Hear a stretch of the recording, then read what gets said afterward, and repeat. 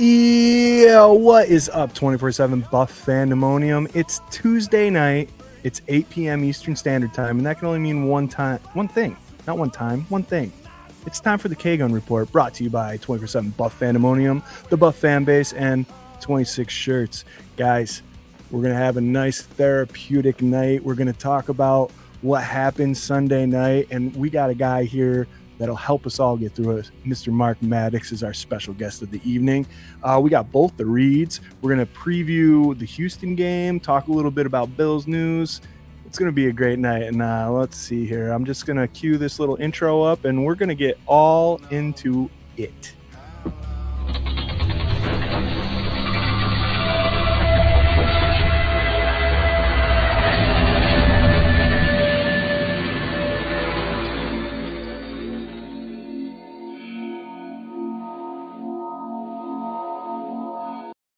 Here we are, and here it is on another beautiful Tuesday. What's up, guys? If you look directly below me, the man, the myth, the legend, our friend, your favorite guest, Mr. Mark Maddox. What's up, Mark? How you doing tonight? I'm doing pretty good, guys. I can't complain. Other than a little head cold, little sinus infection, I believe. Not too bad. Change of season stuff, or you guys don't really get that down there, huh? Yeah, we get it, man. It's been 115 or 110 plus for like 100 and I don't know how many days. And then we get into a week where it's like in the 90s, 60s in the morning, and you're like, oh, good. It's cooling off. And then the next week, it's another 110 degrees. And it's still 110 degrees. Ugh. Yeah, that doesn't sound good for me, man. Yeah. It's sweating. Yeah. Anyway, right up here next to me, my brother from another mother, Mr. Scooter Magooter. Scott, what do you got, buddy? Slap hands. What's up, Bills Mafia? Coming in for some therapy. We kind of need it. Talk about it. Let's talk about it. It's the best way to get over these feelings. So cheers, go Bills. I got a nice little sturdy drink here, so let's do it. Yeah, that'll get you right. Right over here, diagonal. I'm not used to having four people. Right there, yeah. Jarrod Reed. What's up, Jerry Bear? How you doing, buddy? Just hanging out here in the Finger Lakes region, representing FLX Mafia. Bam, bam. Can't wait to talk about the Houston game coming up. Not so much this last one, but hey, even though I expected us to win them all, you really can't win them all. There's only been two teams ever do it, and it is what it is. Let's move on. Well, it's if you asked us, in the preseason, if after 4 games we were happy at being 3-1, we'd probably all say we were pretty happy about it. But I digress. We'll get into it. Guys, we are part of the Buff Fanbase Network and super proud to be also sponsored by 26 Shirts. Go to 26shirts.com. Dalreed and the gang got all sorts of great stuff cooking up over there. You can get yourself some fresh threads, help a family in Western New York. It's a win-win-win-win-win-win-win-win-win-win-win. Let's say hi to some people here, huh? We got Patrick Hughes saying, "What's up, Mafia? Are we ready?" Hell yeah, I think so. John's not a good way to end Sunday. What's up, my Mafia family? Yeah, John's happy anniversary, man. It's Lisa and John's anniversary. Congrats. Happy anniversary. What's up, Mafia? This is Adam. Let's rock and roll. Absolutely. Corey Blaine. Tough loss, guys, but we are ready this week to take down Diggs. Ooh, I like that. Corey, Mark, there's this new thing. I don't know if you've caught on to it yet, but a lot of our viewers are starting to eat and chug SpaghettiOs before the game now for good luck. I heard that last week. So Corey, it was like 2 weeks ago, or whenever it was that I was going to be on, and you guys, I was listening to the Oreo or the SpaghettiOs. I'm like, oh my god, they're nuts! They're nuts! Absolutely. Corey actually chugged a can and then jumped through a table off of his deck here this last week. We aired it on Sunday sessions. Yeah, He's committed, man. Patrick Hughes, another SpaghettiO chugger. Quick question for Mark Maddox: SpaghettiOs, plain meatballs or with Franks? LOL. It will be with meatballs. Absolutely, gotta be. And I just realized the other day when I opened up a can during the show, all the meatballs are sitting at the top. There's never as many as you want. Nope. I got a letter out to SpaghettiOs right now telling them to just make a thing full of just meatballs. So I'm still waiting for the response. Ugh. Lisa, what's good, Mafia? Sure wasn't the Bills Sunday night. Oh, man. Brutal. That was brutal. The beautiful Ellen Lartz. What's up, everyone? Still got a bad taste from Sunday. That's all right. We're going to help everybody get through it, man. It's all right. I know we haven't lost in a long time, so we'll get through it. Mhm. Cookie, what's up, everybody? Checking in for therapy. Absolutely, brother. Corey apologizing that the table jump didn't work. We got Buffalo Spartan. This is Sparta. He says, "What up, boys? Mafia mount up." By the way, back to the regular meatball SpaghettiOs. The football shapes one is bad mojo. Buffalo Spartan also chugging SpaghettiOs and making videos before the game. Patrick says it's fine. SpaghettiOs are 2-1. Yep. Some love from Mark here. Hello, Mark. Hope the family are doing well. You and the family. How's everything going down there? I told you, sick. Sick, yeah.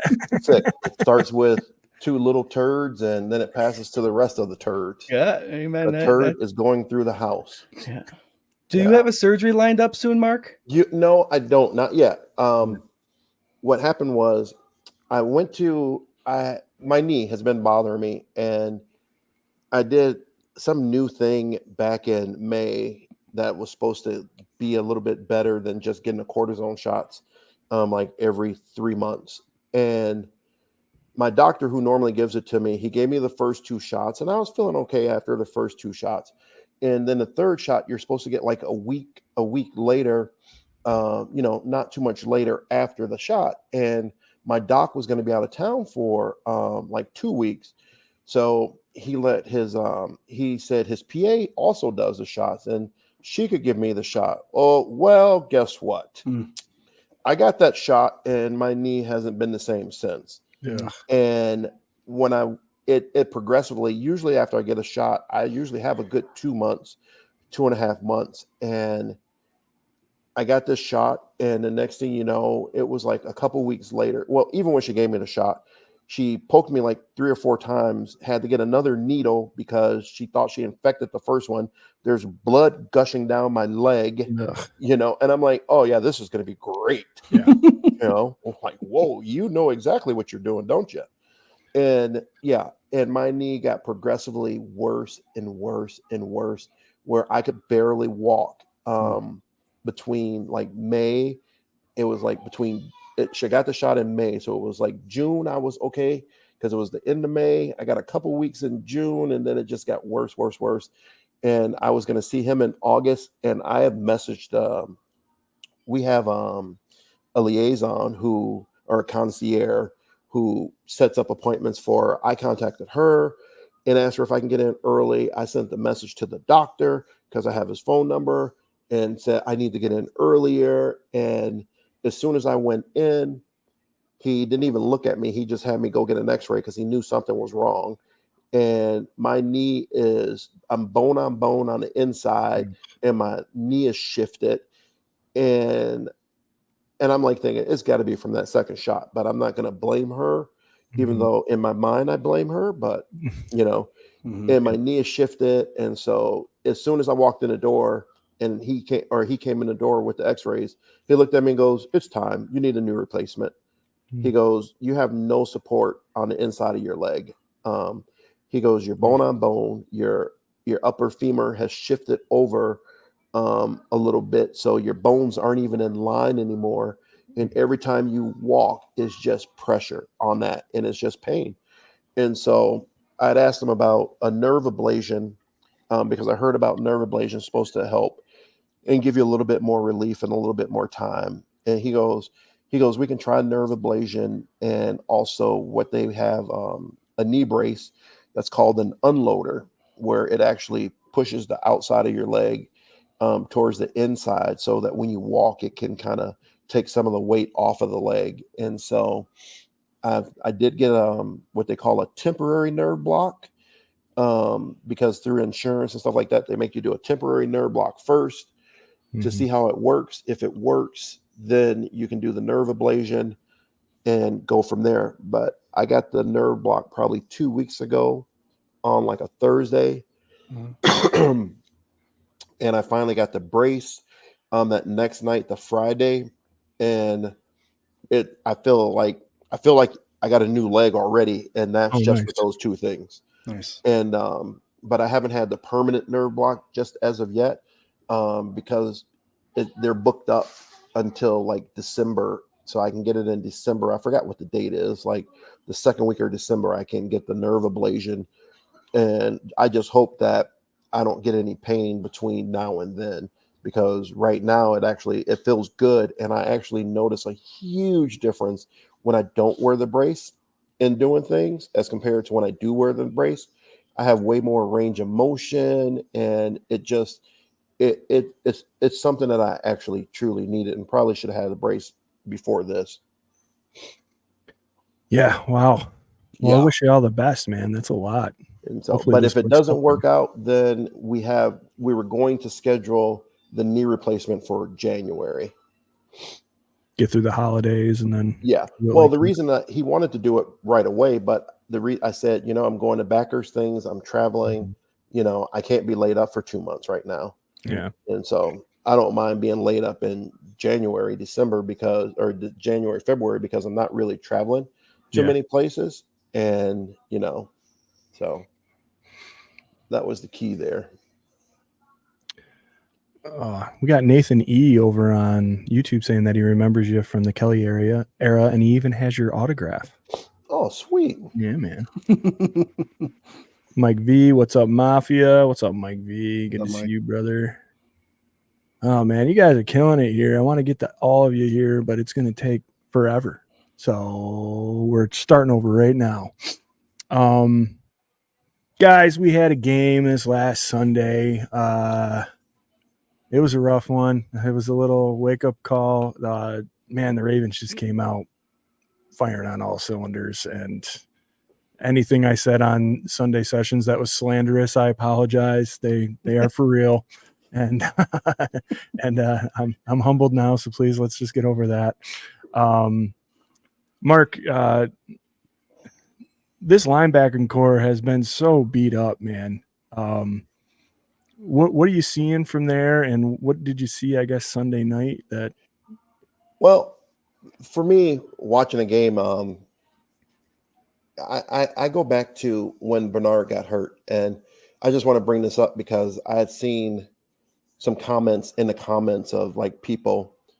Someone was complaining about someone being hurt, and that they just need to suck it up, and they're getting paid this and that, and I just had to throw it out there because, like, I usually don't say anything, but that just struck a nerve with me because I'm like, if you knew 1/10 of the pain and the things that the players do to be on that football field, if you knew what they went through to get on the football field, you would never question how hurt they are or tell them to suck it up. Yeah. Because you have guys out there that are hurt and you have no clue because they still perform at a high level. And I'm going to give you a good example of when I knew something was wrong with Terrell Bernard. When he got hurt in that game, I kid you not, I watched that game, and it was like in the first series, I think it was. Okay. It was really early. Yeah. I watched I watched the plays. And like I said, I always watch him, because I like watching him in the middle. Mm-hmm. He was hesitant. He wasn't going up and hitting.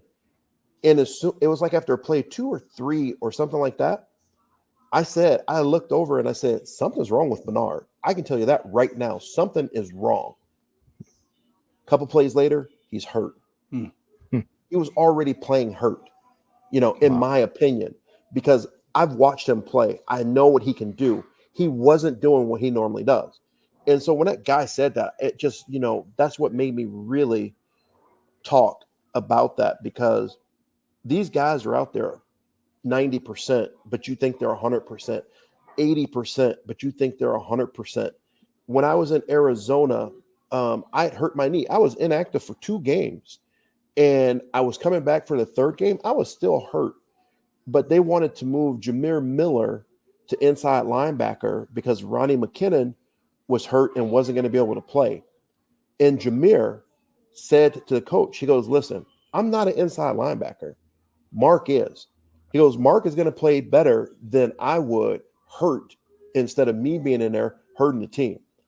And, and so I ended up playing, and yeah, I was hurt, but I still did everything I could to make sure I was close to 100% on the field,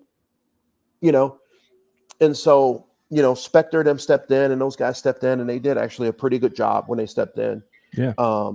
And just this last week against the Ravens, what happened with this Ravens game, I looked at it as the Ravens did to the Bills what the Bills did to the Jaguars. The Ravens took the Bills' offensive playbook, not the exact same plays, but they knew when they were going to be in man defense, and they capitalized on man defense. They knew when they were going to be in zone defense, and they capitalized on zone defense. Okay. And it was the best way to say it this week. We got our coaches got their butts kicked because our coaches were out coached, plain and simple. When we were in man, they ran plays that beat man. Okay. When we're in zone, they ran plays that beat zone. And it was, look at the Jacksonville game. Yeah. Our offensive play calling, unbelievable. It caught them in everything that was going on. When we were in man, you have a guy running across the field trying to cover a man who's actually going back the other way, and he doesn't even know it. Yeah. And so those types of things, when you can coach like that and put yourself in those situations, it's unbelievable. And I didn't see us doing the same thing this week with the coaching offensively. And defensively, they put their players in better position to be successful. And, there was one time when Spectre was dropping on a draw play, and, our defensive linemen weren't getting to him. They ran the option on Von Miller, and Von Miller's down in the pocket, and the quarterback's running to his side, is just not being prepared. I know they're prepared for this stuff, but it seemed like he didn't know what was going on that one play for sure. You know what I mean? And so that's what, offenses do. They try to put you in a situation where you're not prepared, that you don't know exactly what's going on. But on that option with Lamar, when he did that, I was just like, he didn't give the ball off. Where are you going? And there's other players already down there. I understand that you have responsibility. One guy has the dive, one guy has the quarterback, and one guy has the runner. Okay. But as a professional athlete, your vision should see he doesn't have the ball. And because it was like Lamar's here with the ball and the guy's over here, and he still went over here. You got to see that, and you got to be prepared for those types of things. But plain and simple, we were out coached. And I know you guys were talking about we lost that one game and stuff like that, but were we favored against Miami? Nope. Right. We should have lost that game. We should be 2-2, is what some people would say. We should be 2-2, or we could very easily be 1-3, because the Cardinals game, you never know what's going to go on with those out of those opponents that you only see one every 4 years. So it's one of those things where we could very easily be 1-3 instead of 3-1. And like I told you guys before, Marv always put the game in quarters. But we had 16 games. Now they got that extra game. I don't know how the coaches are doing it, but each quarter you want to win 75% of your games. You want to be 3-1. If you're 4-0, great. These next 4 game set, you want to be at least 6-2. After that, you do that, you get in the playoffs, and you give yourself a chance. Okay. And that's the key, giving yourself an opportunity to be in the playoffs and hopefully getting everybody healthy, So I had to go off on that little tirade, but I'm really happy. I'm really happy with the team. But you were talking about the linebacker. The linebacker play in this last game wasn't as great as it was in the first 3 games. We seemed like we were a step behind on a majority of the plays that I got a chance to see. Because I was in San Antonio with the Bills backers there, good group of people. Sweet. And, and watching a game, I missed a trick play because someone started talking to me, and I'm like, what happened? You didn't want to see it anyway. Yeah. And so, tricky. yeah. But, it's one of those things where it's, they have to step up their game. They got some shoes to fill. Terrell Bernard was good, and he's really good. I give him I give him a lot of credit. Who's the other guy? Dotson? Is it Dotson? Williams. Williams. Who's Dorian Williams. Yeah, yeah. Watching those guys, they all have it. They all can go on it for 4th and 2 on the first drive. I don't know. You got to go with the person said go on it 4th and 2. Yeah. I really think that coaches want to put their players in the best situation possible. Mm-hmm. And according to how things are going, 4th and 2 in your own area, it's kind of one of those things where now if it's 4th and short, less than 1, I can see them doing that. Yeah. But I'm going to tell you right now, I was watching flipping Baltimore, and it's like a light switch flipped. Something flipped because they had way more speed. They had way more, enthusiasm. They were all over the place. They're fired up, man. Yeah, those guys, I'm like running plays on defense, it's like when our offense had the ball, it's like they knew exactly what we were doing. Yeah. And they were ready and they were there. We didn't have anyone wide open. We didn't have anyone with a step or two. Most catches were contested. Right. Defensively, they were up for that game. But the reason they were up for that game is because so many people were talking about how the Bills were playing. And I like that. And the good thing is motivation for the playoffs. Because if you ask me, I really think the Bills and the Ravens will meet probably that second round of the playoffs before the AFC Championship game. That's my thought process. Okay. If not the championship game. But the Bills will use this as motivation to figure out what they did. And like I said, it seemed like the offense that we ran against Jacksonville was not the same type of offense that we ran against the Ravens. Right. This week against the Ravens seemed to be a little bit more dialed down and not too much in it if you think about the way it went. Hi, baby. Mark, just to follow up on the whole linebacker question, I think a lot of Bills fans are worried about the run-stopping defense and the linebackers and what happens if the Bills play another physical offense like they just did. Is this something our linebackers can adjust and make adjustments and remedy the issue? Or is this going to be something that, because of their size, potentially could be something that we're watching for the full season if we play other physical football teams? Right.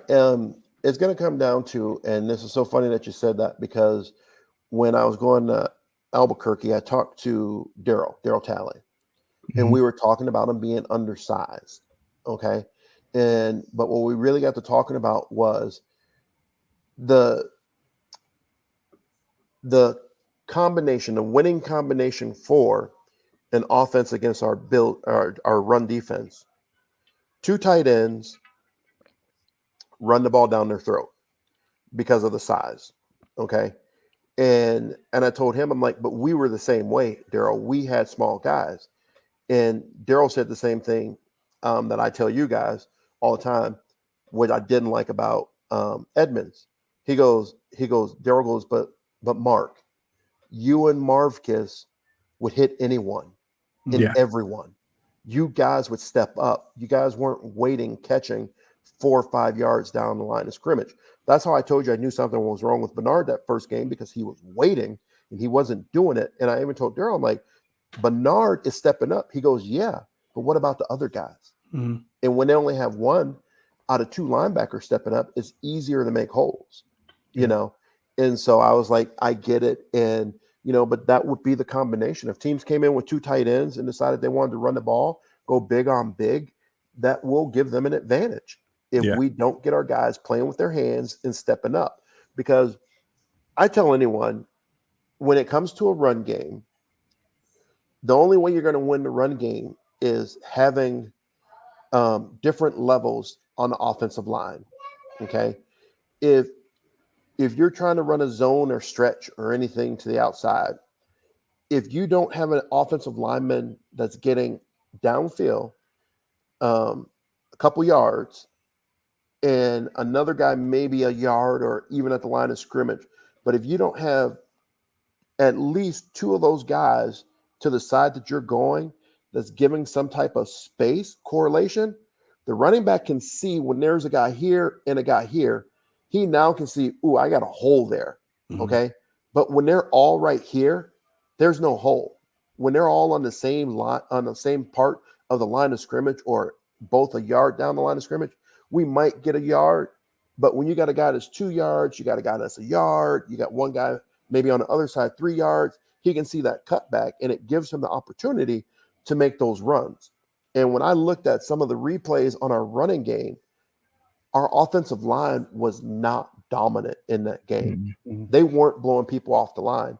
No. And I didn't see a bunch of pulls in this game. Right. And it just goes to show you, you got to run your game plan. You got to do the same things over and over. You know, you got to do what makes you successful. Don't change it up. Just do it so it puts you in the right position. You know, I like the new concept of everybody eats. Okay. And as a knock towards Diggs is what it kind of came down to. And I was like, you know, and I've seen people talking about Diggs and stuff like that. And, you know, do I hate that he's gone? Yeah, he's a great receiver. He would lock up 2 people.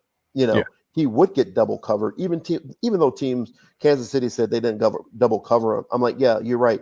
You played a man combo zone defense where you played man on him, and then you had a guy dropping in the zone of where he was at. You're double covering him. So don't say that you're not.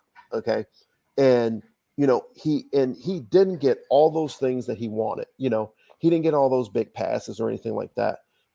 He's a competitor. He wants to win. He wants to, you know, you look at when other guys scored or when anybody else did anything good, who was one of the first people there to congratulate them? Who was one of the first people there to say, good job, you know, and lift you up? It was Diggs. Okay. And he was there. He made those tough catches. He made those things that you would be like, how did he do that? You know? And so then you get to, you know, I look at the whole offense, and this is what was so bad about, not bad, but a bad situation, because last year Diggs didn't get, you know, a lot of catches. He had that slump during one period and stuff like that. But like I said, when you got people double covering him and sending 3 people his way, it's kind of hard. But what has to end up happening is Brady didn't have a chance to implement his offense last year. Yeah. You know, you just can't change everything in the middle of a season. And he did the best he could with what he was doing. But if you look at the offense from the start of this year, from the end of last year, completely different. He's able to run what he wants to run. And that's why everybody can eat, because he is doing things to get players open. And, you know, if Diggs would have been here, Diggs would have been in that mix. You know, no, thank you, baby. But I don't know, you know, what the true issue was or what exactly was going on. Yeah. You know, I just know he's a heck of a football player, you know, and could he help us? Yeah, he could help us, you know, but when you have a guy like that, if you know he's going to get double teamed, then guess what? You do some routes where he's running across field and you get him open, you know, but couldn't do, like I said, you can't really just change up your whole offensive game plan because you have to keep what's already intact and build off of that. And so, but I miss Diggs. I think Diggs would be a great addition, would have been great on this team and had more opportunities, because I believe Brady would have had the opportunity to design plays for him, design plays for Kincaid, for Knox, for Hollins, for Samuel, you know, Shakir, all these guys, you know, and I see that, and you see that now. And like I said, this last game, I didn't really see the game plan from a week before or for the week before that. You know, this game plan seemed kind of vanilla, like they didn't want to show too much. But yeah, and like you said, then the trick play, when I heard about that, I'm like, oh my God, if you're running trick plays, you're desperate. That means that you're grasping for straws. Now, if you're winning and you're doing some little funny stuff, you're giving other teams stuff to practice on, is what you're doing, you know, and trying to see how well it's going to work or how it can work or how you can make it even better. The killer on that trick play, man, was we had the momentum swing back Yeah, because we had just got the fumble recovery. Yeah, and they were moving the ball. Yeah. And then that cute little, I don't know, direct snap, and then the toss back to it was dead before it even got started, and it just. But did you see how many guys were on Josh at that? Yeah. As soon as I'm like, oh my God, it's like their defense was playing like Madden on speed 10, and our offense was playing Madden on like speed 6. Beginner, it was just crazy. But and there should have been a flag thrown on that. It was kind of a late hit on Josh, but then are they considering him a runner and then a thrower because of how it was? And yes. And so that's the one thing that I look at, and I'm kind of like, oh man, it's kind of up in the air. He didn't hit him in the face. He just pushed him on the shoulder pads. And, and someone said Mahomes would have got that call. And I'm like, he could have, but, well, if we were lined up against Mahomes and he did that, I would have been cheering for us to give him that shot that Josh got. So exactly. The thing about that trick play too is you could put any other quarterback over there, and the defense would be like, "Oh, he's over there. He's probably not going to get the ball." Yeah. But because Josh is a different beast, if they put him in a trick play, they're not going to use Josh Allen on this play. How are they going to use it? Bam, they got it covered. And you have to watch Josh at all times, and it's just one of those things. It's like and I can kind of predict what we're going to run, when Josh is going to run, based on things with watching a game. Like, oh yeah, Josh is running on this play, and Josh runs, based on what they've been doing, and and this game, like I said, he didn't do the stuff that he would normally do. Yeah, and it is a lot worse when it's in slow motion, and he was considered a runner. But the crazy part about most of it is, I bowl with this one guy, and he's a Raiders fan.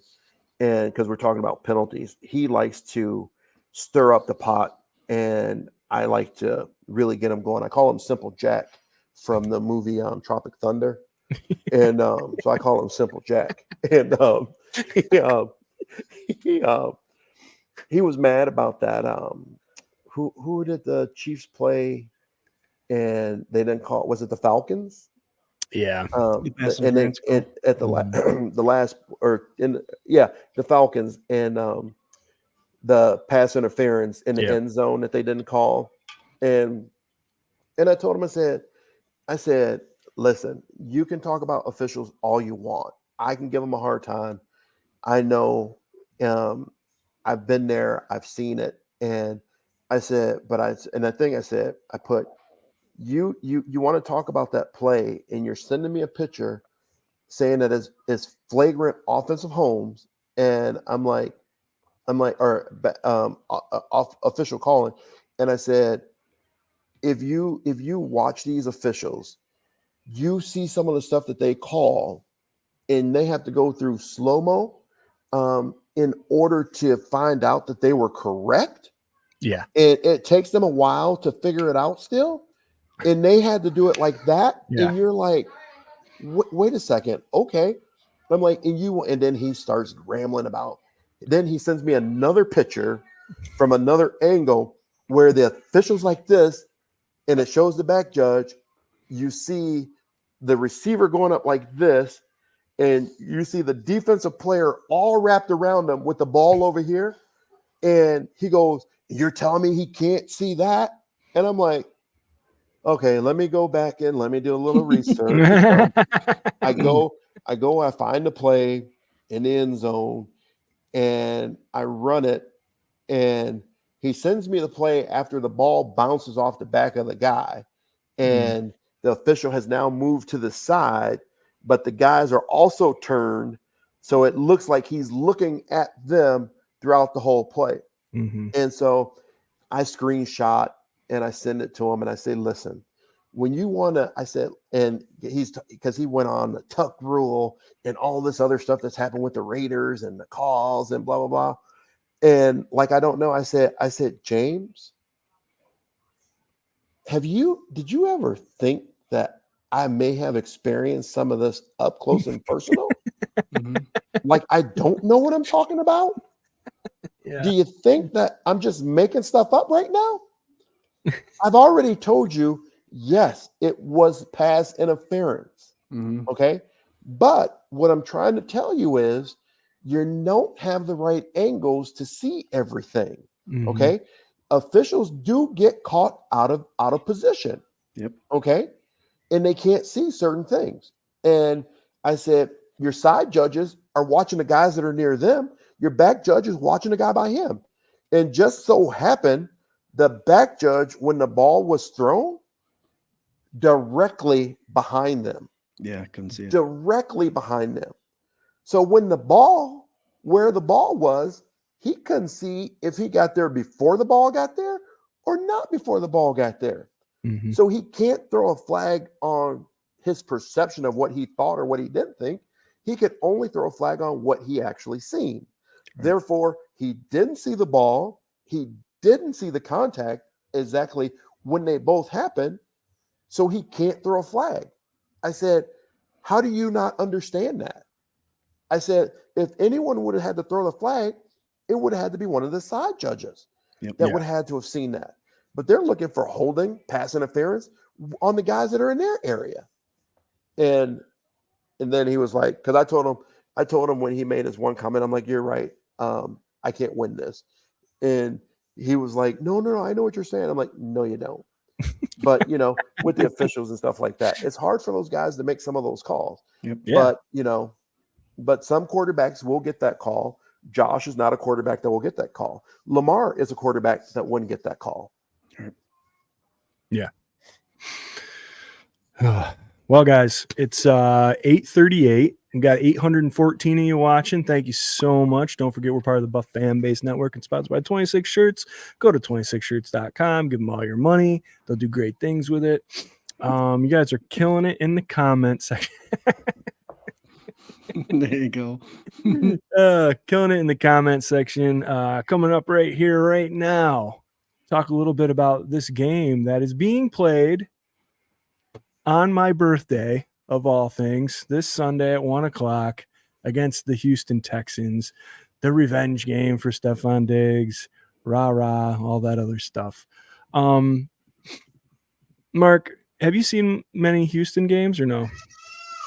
I did watch one, and I'm trying to think. I watched the one. It was actually, they played pretty good. I forgot exactly who they were playing, but Diggs wasn't featured. Mm-hmm.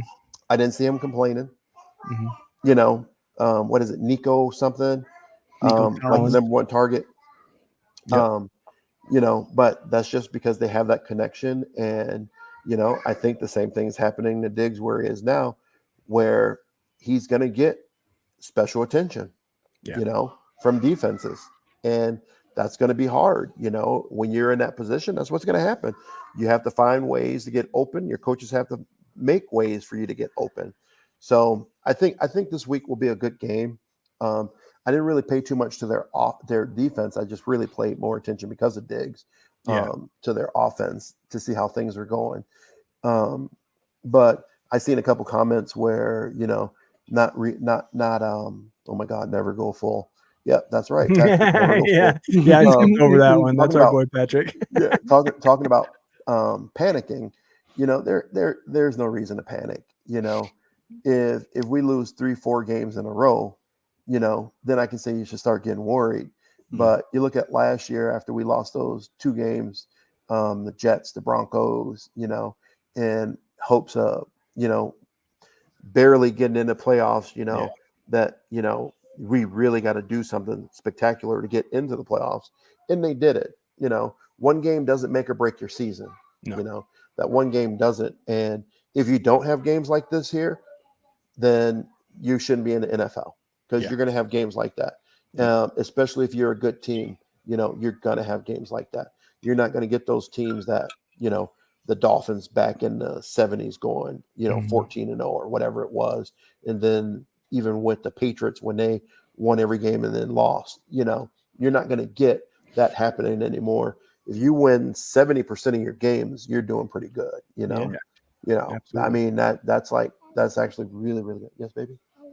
I love you more. I know. I love you more. Okay. So I had a conversation today with a couple people about, what was the expectation for the record at the end of the season, and they're like, 12-5 or 11-6, and it's like, okay, what games did you plan on them losing? Because I tell you what, I'd rather lose the games against like Baltimore, these tough teams, than the ones we're supposed to lose. Right. So, you know what I mean? So if you're thinking 5 or 6 losses, they're going to be hopefully against the tough teams and not the teams you're supposed to beat. And that's just the way it is. It is tough to lose. You don't want to lose. Makes for a long week because we only get one game a week. Yeah. So it does make for a long time. We have a long time to think about it. But you got next week against Houston to make up for it. And so just be happy. Yeah. The one thing is that, like you said, it's a long week that you get to think about it, but it's a very short memory for the players. Very short memory. Put it this way, the way it worked with us, and and I'm pretty sure it still works the same way. We play on Sunday. We go in Monday. We review the film. And after we're done reviewing the film, it's over and done with until we play them next time. That's it. And then we go on to the next opponent. And I like that you hear these guys saying they're not concerned about the next opponent until Monday afternoon. Mm-hmm. That's when they are. They go in, they correct their mistakes, they figure out what they did wrong and how they can get better in those situations, but they don't keep talking about it. They move on, they're preparing for the Texans, and plain and simple, they're watching their film, they're seeing what they have to do, they're seeing how much they got to work. Any similarities to anything that the team did the week before, they'll work on it. But they're not going to say, oh, yeah, the Ravens did this to us last week, so now we have to watch them do this week. Yeah, they're not going to. It's what the Texans are doing their last 4 games is what they're going to be concerned about. Any plays that hurt the Bills, they will work on that stuff separately, through some of the coaching, but is not going to be implemented into their game plan. Yeah. Plain and simple. That's Scooter, man. I was looking at the Texans wins here or games, right? And week 1 they beat the Colts by 2 points, 29-27. Right. Okay. Week 2, let me get there really fast. The Bears. They beat the Bears 19-13. And then week 3, that was the big loss to the Vikings, 34-7. And now, this last one that they just squeaked out against the Jaguars. I think this offense to me seems like it's something that should be feared. This defense, I think, lets teams hang around. And with the combination of our high-powered offense and even, this last game aside, our defense has been doing a hell of a job up until this last game too. What do you think, Scott? What are you worried about going into this week? Well, my biggest thing, injuries do play a key factor in some of these games. And right now, the Texans have a lot of injuries on offense. Tank Dell is actually injured. Laramie Tunsil, who's the starting left tackle, is injured. And Joe Mixon and Damian Pierce, the 2 starting running backs, are currently questionable. So these guys are NFL players, are all going to perform. Cam Akers is the 3rd string running back, so he's a known producing running back. So I'm just kind of waiting to see what's happening there. But this is an offense that can put points on the board. I was surprised to see how close some of these games were, but that's the defense keeping them in the keeping the other teams in the game. So if I'm concerned about anything, this offense can be potentially very dangerous. Stroud's got his thing going on, and they pass the ball 60% of the time, which I think benefits the Bills.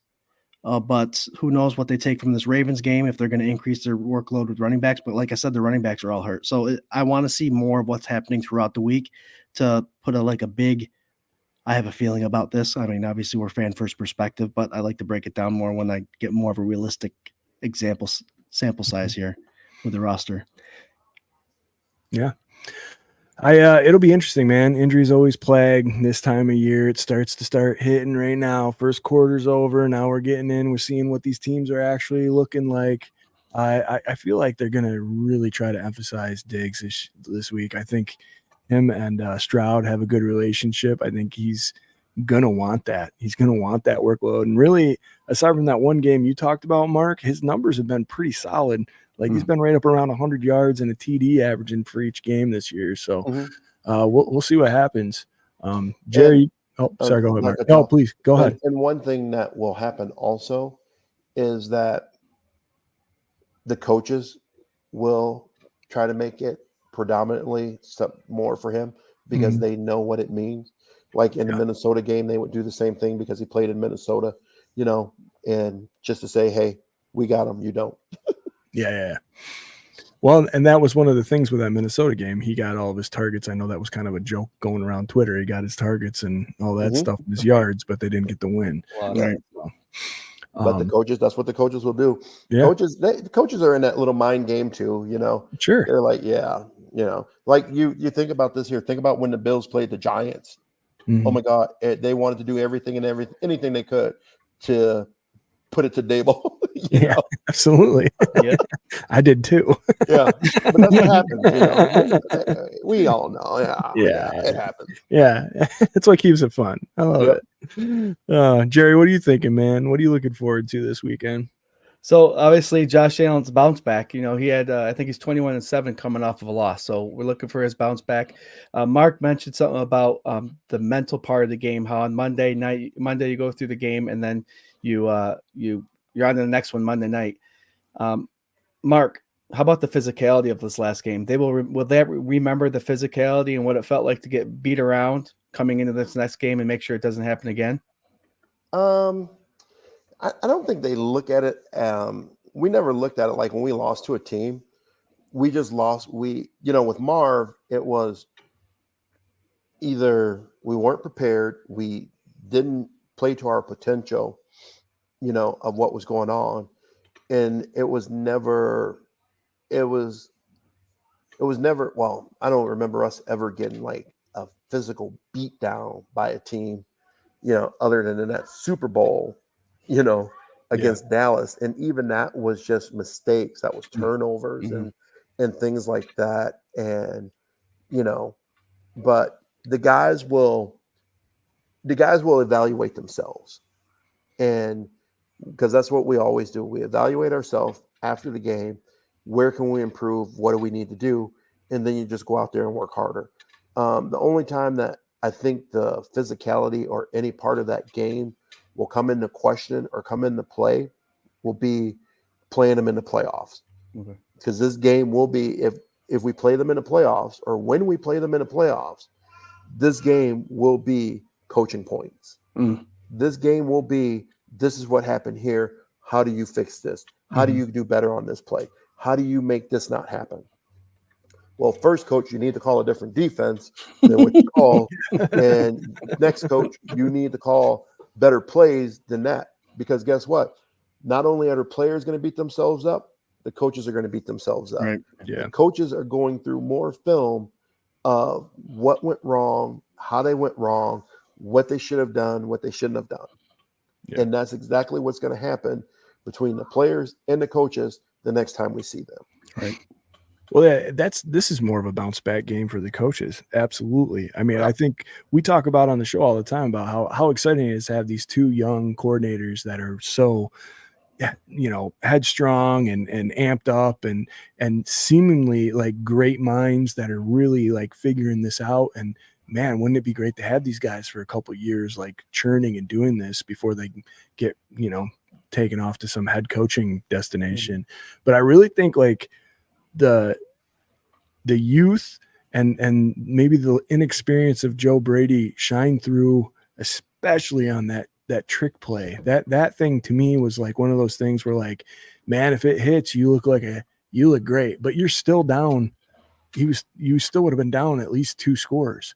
So doing that then when you have the momentum building up and you could really change the tides if you just kind of stuck to the script and did your version of your offense and win that way, as opposed to like trying to get cute. Like, I thought that really like kind of showed his youth and his inexperience in that moment. And that's something I would expect from him, that he won't be put in that position again. Yeah. Cause if they would have scored, what would have been 28-17. I think that, 21-17. Yeah, because that drive, it was 21-10. So if they would have scored, they would have only been down 4 points. Yeah, Yeah. it would have been 21-17. Yeah, because then once they got the fumble recovery, they ended up scoring going up 28. And then it just gone. And so, but yeah, I mean, you're right, but as a coach,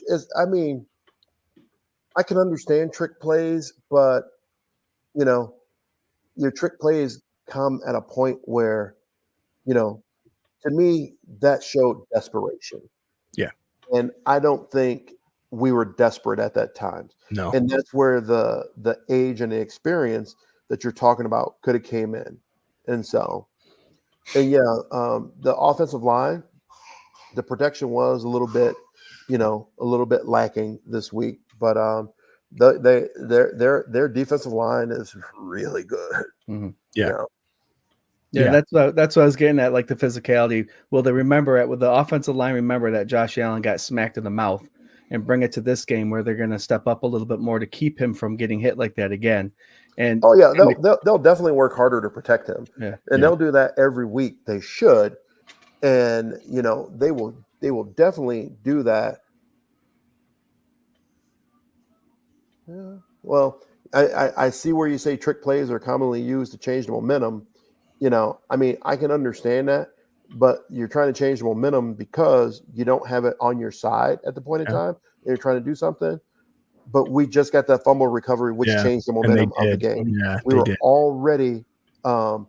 already had the momentum going. We just needed to keep it going.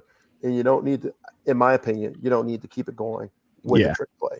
Right. Yeah. They came in the third quarter. They stopped them 3 and out, got the ball, scored a touchdown. They drove, got the fumble recovery. We were going again. So we had the momentum. Yep. Yeah. Coming out of halftime, I thought. Yeah, exactly. Great. Mm-hmm. Yeah. Yeah. I'm like, oh yeah, this is what I want to see because they did what they were supposed to do. Yeah. But back to the physicality, these guys will work harder to protect Josh. Yeah. So look for Josh to have a big game because I think they're going to bring it. And segue. That was a good segue, Jerry. There you go. Well, here we are, 8:53. Let's do we're not calling it. What are we calling? What are we doing here? Keys to the offense and defense here. Okay. Mm-hmm. So Mark, we changed stuff up because we're so fresh and current, that now we do keys to the offense, keys to the defense, and your score predictions, sir. Key and score. Yeah. Key for the offense is number 1, protect Josh. Okay. And if they can protect Josh and the play calling is much better than it was this past week, I will say. Greatly improved. Key is protect Josh, number 1. Yeah. The second key is for Brady to not overthink anything and just do what is successful, what is working. Those are the 2 most important keys, because when he's doing what is successful, everybody eats, like he said. Right. So everybody is going to be a factor in that game, plain and simple. So those are the 2 keys for offense. For defense, the number 1 key I see is that I'm going to put a lot of pressure on our defensive line. Our defensive line has to be more stout at the line of scrimmage and hold the line of scrimmage to give the linebackers an opportunity, especially with, all the injuries that we've had. And even in the DBs, I know they were talking about, hopefully they might bring Hyde back if he's interested, with things, with the injuries, if he's, still interested. But I would like to see that. But my number 1 key defensively is our front 7 has to really step up and be more aggressive, playing the run as far as gap control. Because what I seen was a lot of 2 gaps where you had a couple guys in the same gap and there was a lot of running room in the game, But I do have faith that they can do that. And for score prediction, I do see the Bills winning. I don't see them losing. And I do see them having a big game. And I see them scoring 28, 31, 30. I see them scoring 30, 35 points. see the score being maybe 35, and I think the defense is going to play well enough and hold them to 17, 35-17. Ooh, I like it. Go big or go home, baby. Hell yeah. I love it. All right, Jerry, what do you got, man? We need your keys and your score prediction.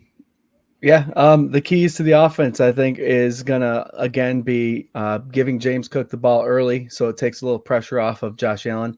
I think Brady's got to whip up a couple screen passes this game because I didn't see any last week, and you're gonna take the pressure off that offensive line and the defensive guys coming up. So the key of the game is getting Josh Cook. Hey, Josh, I love you, buddy. James Cook. James Cook started. Getting James Cook started early is going to be the key to the offense. To the defense, it's going to be like I said when they played against Miami. Houston has a lot of talented wide receivers and a good tight end. And if Joe Mixon plays, that's going to add another, we don't want that to happen. So I think if the Bills keep everything in front of them and make the tackles and make Stroud drive 10, 12, 15 plays, he'll make the mistake like Tua does, and the Bills will be successful. Score prediction, Mark, I have it right up there with you. I have 38-21. Bold prediction. Josh Allen throws his first 300-yard passing game against Houston for 4 touchdowns. Go Bills. Ooh, throwing in a bowl too. Huh? Look at you, man. Wow. All right, Scooter, what do you got? Yeah. Hold on, Scooter. You got to hold that. Oh. Well, this co-host, do you like SpaghettiOs with meatballs or Franks? They're the sauce hot dogs. Like a hot dog, a little hot dog. You like meatballs? No? Hot dogs? Just like them regular? She said, or do you just like them without it? I like them without it. Yeah, without it. Oh, regular. I know Oh, SpaghettiOs. There you go, Patrick. This one, regular. Only better, here on the K-Gun, folks. The mama better like the Franks. There you go. Even everything out. There you go. There we go. Thank you. All right, Scott, what do you got, buddy? Not going to be long on the offense. 15 plus touches is the key to offensive success, and I'm talking about James Cook. This last game, he only got 10 touches. He still averaged 4.2 yards a game. They just could not get him going. So I think you need to get that diesel going, let him warm up, and get the touches. Screen is a beautiful thing. I think they should throw add in there with that. Defensively, short-term memory is the key to success for the Buffalo Bills front seven.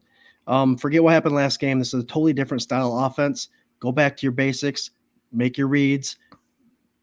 Your responsibility is key for this game because this team can run the ball and pass the ball. So short-term memory, play your style defense, and that goes along with the coaches as well. And score prediction, 31-17. I think they hit the 30 burger again finally after this last week, only scoring 10. But I like the 30 points. It looks good on Buffalo. Nicely done. All right over here. I know I missed last Tuesday, so I really got to try and make up for it this week. My key to the offense, get Jimbo back in there, man. I think the reason they got away from him was because they got a little shook when they were down early. Josh Allen gets those crazy when he has these eyes, man. It's like what my husky gets when he needs to go out and run around for an hour, man. Just relax, get back to where you were those 3 weeks. Let Jimbo be a solid part of your game.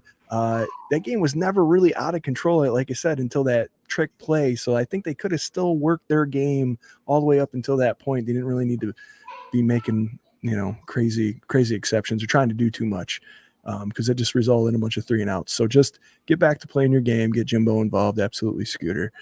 Defensively, for me, man, Von Miller, we haven't talked about this, suspended for 4 games for, whatever, a year and a half ago stuff. So you're down a specialized rusher on the outside. I think Epinesa can pick up those snaps, and we've seen a lot of good stuff from Smoot and those guys too. So, that D-line, let's have them step up. I'll be a little different, and I want to see this secondary get some picks. I want to get back to that. I want to see Rasul Douglas get his hands on some balls, and let's go. Because they're going to be trying to air it out again to Diggs, to Collins, all those guys. So let's go. That's right. Get your hands on some balls, there, Rasul. Right. That's right, guys. Yeah. You see his quick little smirk? I saw it. Yeah, it was the same thing when he made that Frank's comment. I saw it. Anyway, me, Bills, 28-21. I'm not quite going to the 30. I'm going to keep it a little more reserved, but I think they beat them by a touchdown and everything's going to be hunky-dory. Beautiful. 1,001 of you watching right now. Thank you so much. Bingo. We got a couple more picks to do. Let's go Minnesota versus the Jets. Mark, who you got? Jets in a big upset? All right, Jerry, what do you got? No, Minnesota's going to win. Yeah. And then Rodgers is going to hug Coach Salah. There you go. Get the hug in. Get all Get the hug. all He's the way going to around. whisper, I retire. Thank you for your time. I retire. No, I'm going with Minnesota. Minnesota's just playing. They're playing well, and I think right now, the Jets they got some locker room issue stuff going on. Oh yeah.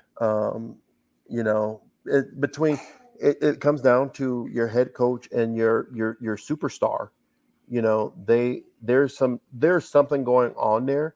No matter what anyone says, just like I've watched that video of where he tried to hug him. And he made it seem like he said no or not right now. He didn't say not right now. It was just like, no. Yeah. You know, I can read lips and it didn't say not right now. No, It was definitely get away from me. Yeah. You know, and and then getting called out for the flags that went this week on the offense for false starts, saying it was the Cadence and, you know, they haven't had any issues. There's something going on there. So, I think their season is going downhill kind of quick because of that. They got to fix it, and it all comes down to respect. And I don't know if there's a lot of respect there between the two of them or between one of them and the other. Yeah. And I know that firsthand because I could have stayed in college and played a medical redshirt year, but my head coach, who was the head coach, was quitting, and so I'm like, and the guy asked me to stay. And I point blank told him, I said, I cannot play another year. And especially if you're the head coach. And he asked me why. And I said, because I don't respect you. Right. I do not respect you. And other players will see that. And I would not do that to my teammates. That is not fair. Wow. Yeah. Exact words I told him. Yeah.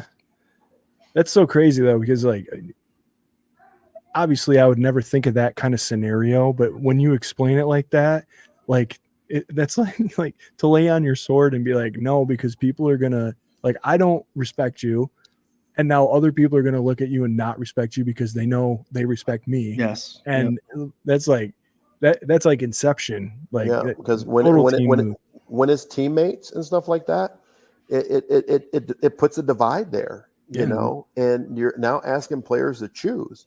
And I see that there is some issue with the coach and Rodgers. There has to be, because, you know, the little underhanded comments, you know, the cadence, and then he comes back, our cadence has been fine all year, so why is it the cadence now? What are you really trying to say? So yeah, there's also that divide between him and Garrett Wilson. Wilson called him out for not being there all off season, and that's why they're not on the same page. There you go. And I respected the hell out of that, especially for like a third year wide receiver or whatever, second year wide receiver. And he's right. And there's Rodgers, Jesus, Lazard, and all of his old cronies, and he's fine with them. But you got this talent that they just can't sync up, and you can't tell me that Aaron Rodgers isn't holding him in a different light because he stood up to him and said, "Hey, man." Oh yeah, definitely. You know? Like I said, there's a respect thing there, and you know, and I think he thinks he's God, and they should all succumb to what he says and does. You know. Yeah, for sure. And, I agree with you. You know. Crazy. All right, Jerry, what do you got for this one? Minnesota. Don't forget. I love the situation they're in. Sam Darnold is going to win, but not as a Jet. There you go. That's awesome. I saw there was a Scooter. I think I was telling you this. There was this poll like a week ago or something, like the top 5 like best performing quarterbacks so far in the first quarter of the season, and it was like Josh Allen, Sam Darnold, Geno Smith, Mayfield, and Aaron Rodgers, and I think that was the 5, and it was like, wow, like 2 ex-Jets that they passed on, and then a current Jet that they're having problems with. That's pretty funny. If Sam Darnold could turn things around, this is going to be a really good draft class as far as quarterback goes, like top ever. And Rosen's going to be the only guy keeping the list short. These guys, I'm kind of happy for Darnold, but he's never done anything wrong. Let's just say that. So you like to see those guys succeed, and he's finally on a team that he can use his talent. Yeah. He was getting beat up pretty good though by the end of this last game. Oh yeah, pretty haggard. He's lucky he pulled it out. But what do you got, Scott? Minnesota for Swank as well. Moving on. This one would have been the Toilet Bowl, but it's an AFC East game. So Mark, we have Dolphins versus the Patriots. The Patriots. Where are they playing at home? Are they playing in Miami? New England. In New England? I'm gonna go with Miami. Miami, they play well up there. I'll pick Miami. All right. What do you got, Jerry? I'm going against you, Mark. I'm going with New England. How dare you? How could you go against our guest? I know. I apologize. I'm also going with New England. Scott, what do you got? No, you're not going to be a lone wolf here, Mark. I'll go with Miami with you. Sweet. Might I add really quick that for the season, through 4 weeks, Scott, Swank, and I are tied at 15-9 on these games. Yeah, that's crazy. Yeah. Nuts. Okay. It's like we're triplets. Yeah, almost. All right. I got one more game because I just couldn't pick a good game because I don't know. They're trying to find a good AFC game, and there really isn't one, I don't think, besides our game. Ravens Bengals, but I still don't believe in the Bengals yet. So yeah, we're going. The Toilet Bowl is the Panthers versus the Bears. Mark, who you got in that epic matchup? Well, I mean, I like to see the Bears win. I think they have an opportunity because I know a lot of people are talking about Caleb Williams and saying that he's a bust and he's this and that, but it's hard to get these guys coming in their first year and just thriving. It is really, really hard for them. And I give him some credit. I've watched some of his play and stuff like that. They don't have the best team, but they do work hard. And I'm just going to go with the Bears. I got to call the Bears for one of my running backs from college just to give him some love. Nice. Because we brutalize him every week. So I figured I'll be nice once. We do that to our buddy Eric too, who's a Steelers fan. So it's nice. Jerry, what do you got, buddy? Yeah, I'm going Chicago as well. I think Williams is going to have a decent game. Actually throw for probably over 250 this game. So we're going to give him a nice game to. He's been putting up decent numbers. Mm-hmm. Like we had that one game was over 300 yards, right? And you got Keenan Allen back. His wide receiving core is crazy. If you can start just dialing in and having the game slow down for him a little bit, I think it'll be good. I'm going Bears as well. Scott, what do you got? Real quick, I'm always a fan of the old timers taking care of the young bucks. Joe Flacco's back in Indy. He's going to represent there. He always represents wherever he goes. And the Red Rifle, Andy Dalton. I kind of would love to see the veteran take care of business and beat a rookie. So I'm going to go Panthers of this one. There you go. Oh, all right. I like it. Mark, Patrick wants me to send you a sticker or a koozie because I made this image of our logo with muscles and a little jersey that says 91, and then it says Spaghetti-O, like Eddie Oliver, Eddie-O at the end of it. So I'll send that down to you. Okay. Compliments of these guys. Thanks. Thanks, you Spaghetti-O Kings. But I'm telling you, you guys better stop talking about meatballs and Franks, okay? Hey, that's plain for me. You've been trying to get me to chug a can of SpaghettiOs ever since this thing started, and I just keep knocking it down. Like I said, I'm kicking the SpaghettiO can down the road, man. I know we're going to that 49ers game this year. Like me and Scott are going, and I can just see it everywhere we go. Like, hey, Swank, will I chug these SpaghettiOs? Like, no, I do not. All over yourself. Give it to like the end of the Ron, dude. Yeah, look like Pinto Ron. Maybe that's what we should do. Get someone to start a SpaghettiO toss, open cans of SpaghettiO, and just start blasting them with it. So, It'd be a lot more fun if the cans weren't open. Yeah. well, wait, this is a true story. This is when a story. when Pinto Ron, he's never really traveled outside of he's never done the ketchup and mustard outside of Buffalo. Yeah. Well, he came to a tailgate here in Arizona during COVID, and he did the mustard and ketchup. Oh, Well, I was one of the ones that got to squirt them, right? I didn't know how it exactly worked, and so he stands up there and he opens his mouth and says something, and I'm like, all in his face. And they're like, no, not yet. I'm like, well, hey, you got to let me know. So, yeah, I'm telling you right now, So just start throwing cans of SpaghettiOs at people or toss them up in a crowd. That's what, Patrick, that's what you do. The next time you go, take a bunch of cans, have them open, and get a whole crowd around, and they don't know what's going on. And then you just yell, SpaghettiOs, and start throwing them up. Perfect. There you go. Perfect. You won't get kicked out of wherever you are. I promise. Yeah, no, you're safe. Do it in Just tell- Hammers a just lot. Tell them Nobody we said it's okay. Just tell Mark said it was all right. Mark said Don't it's tell them our fine, dude. names, but just tell them we said it's okay. Yep. Oh God, guys, it's 9:12. I haven't done this yet. I'm sorry. I'm slacking. We have too much fun when Mark's on the show, man. So I got to do that. Here we go, folks. We're in overtime. That's right. We're unprofessional. There's 1,057 of you watching. It's 9:12. We're supposed to be off the air by 9, but Buff fan base is very kind to us and lets us go over occasionally, and it's usually every week. So thank you guys for hanging out and listening to us. We're going to do some final thoughts here. Mark, it's been a pleasure as always, man. Thank you so much for coming on. Sorry everything got screwed up here originally when you were supposed to be on a couple weeks ago, but again, the longest running guest of the show, the most appearances. I think we're up to at least 8 by now, including live appearances. Yeah. If I had to count them. Yeah, we'll send you a t-shirt. Ooh, Eli said I'm the coolest. I think Eli is the coolest. Did Eli have a little prediction this week? Eli is becoming famous. And he can't work with you guys anymore. Yeah, he's done with us, man. So his last prediction, he like ripped the shirt open and he had a William Matar. Do you know who William Matar is? Okay. Hurt in a car called William Matar. He's a lawyer. He's like an ambulance chaser lawyer guy that's around here, right? It's like hurt in a car, call William Matar. So he whips his shirt open after his prediction. And he says, William Matar, like, I want to be in one of your commercials. And the dude responded to him and said, yeah, like, stop by. We'll do a video together.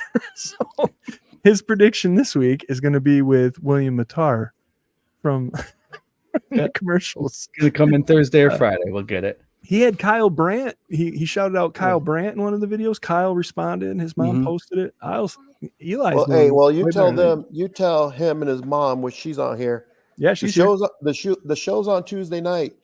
Tell William Matar that he needs to be on the schedule. Yeah, that's right. We don't wait for no one. We don't wait. That's right. Eli, you're on the payroll now, buddy. Yeah. Get extra cans of SpaghettiOs. There you go. I love you, baby. Awesome. All right. We love you guys so much, man. Thank you so much. What do you got for a final thought there, Mark? My final thought basically is that, I know people are worried and, thinking about that loss, but like I said, the Bills weren't expected to be, were probably expected to be after the first 4 games, 2-2, and we're well above that. Instead of being 50%, we're 75%. It's just one of those things. You're going to run into games like that we ran into last night or Sunday night. And, and I think another factor was, they've been playing all these night games, and night games are the worst games to play. And when you play 3 of them in a row, it's horrible. I mean, absolutely horrible. Your timing and everything is just off. And it messes up your playability because, after your second week of a night game, then your third week of a night game where your body's just not in sync, because that's not what it's used to. I just really, truly feel my final thought is that they are going to rebound and it's going to be a good season. Like I said, I see them playing Jacksonville again in either the second round of the playoffs or in the AFC Championship. Plain and simple. I see them very, very successful this year. Love it. Mm-hmm. All right, Jerry, what do you got? It's tough coming off of a loss. It always is, again, because it's, we got a full week to think about it. But guess what? We got the Houston Texans coming up, the 5th game of the season, still early. They got smacked in their mouth this past week, so hopefully they're going to bring it this week. And, just stay positive. It's a long season. Stay positive, watch Sunday sessions, get your hype up, then come back Tuesday and we talk about it. And hopefully we're talking about a 4-1 start. 3-1, like Mark said, a lot of people weren't expecting that. So we are where we're at, 3-1, so winning record ahead of the AFC East. Win that division, beat the teams in your division to get to the playoffs, and it's a whole different story. Yep. But Houston Texans first. Let's get that dub, and it's going to be an interesting week to see if Micah Hyde comes back. Go Bills. I like it. Wow, you slipped that right in there, didn't you? That was Slippy. nice. Lisa loves you right now, dude. What do you got, Scooter? Hey, Bills fans, short memory. Like I said earlier, if the Bills are over it at 5 p.m. on a Monday, we should be over it by 5 p.m. on a Monday. It's just the way it is. Short-term memory, like Mark said, Marv Levy says if you can win 75% of your quarters, you're doing a good job. So 75% of your quarters is 12-5, 13-4. That's not bad at all. I'd take that any day of the week. So short-term memory, let's enjoy this 1:00 football game that's coming up. We haven't had one in a while. We get our traditional flow back on Sundays. I can't wait for it. We'll see you Sunday sessions at 11:30. 11:30. Ooh, yeah, I think I can make it. I think I wasn't sure, but I think I can make it. Guys, we say it every year, literally since the show started, ever since Josh Allen got drafted, and between that gap where our good friend Mark was on the team and Josh Allen and Sean McDermott joining the Buffalo Bills, it was a little bit of a gray area, a little bit of a downtime. And so we urge you to please enjoy this time, enjoy these games, enjoy these players. It doesn't last forever, and this is an exciting time to be a Bills fan once again. So cheer hard, be merry, man. 3-1 is a great place to be at week 5 in the NFL season. Man, a quarter of it's already over, dude. You wait so long for it, and it's gone. Guys, I'm getting a lot of comments about Eli. Eli's video will air on Sunday sessions. No joke. Everything's hunky-dory great. Can't wait to see it. He's killing it. He is 3-1 in his predictions so far. So get Vegas on the line and mortgage your house and do whatever you got to do because Eli's on it. You can catch us right here every Tuesday evening at 8 p.m. Eastern Standard Time for the K-Gun Report. That's YouTube's, that's Instagram's, that's Twitter's, that's Facebook's, that's wherever you're watching it right now. Also, Sunday sessions. Don't forget about that. 11:30 with myself and Scooter Magooter and Ryan Thomas from the Thomas Take Sports Podcast. That's my best Ryan Thomas impersonation. We love you guys so much. Thanks for being in the comments. 1090. You guys killed it, man. Go Awesome. Bills. Go Bills. Go Bills. Go Bills. Go. What? Go ahead, Jerry. Go Bills. Go Bills. Keep dancing. Just keep dancing. Keep dancing. There it is. Go Bills. Go. Oh, Bills. There it is. There it is. Go.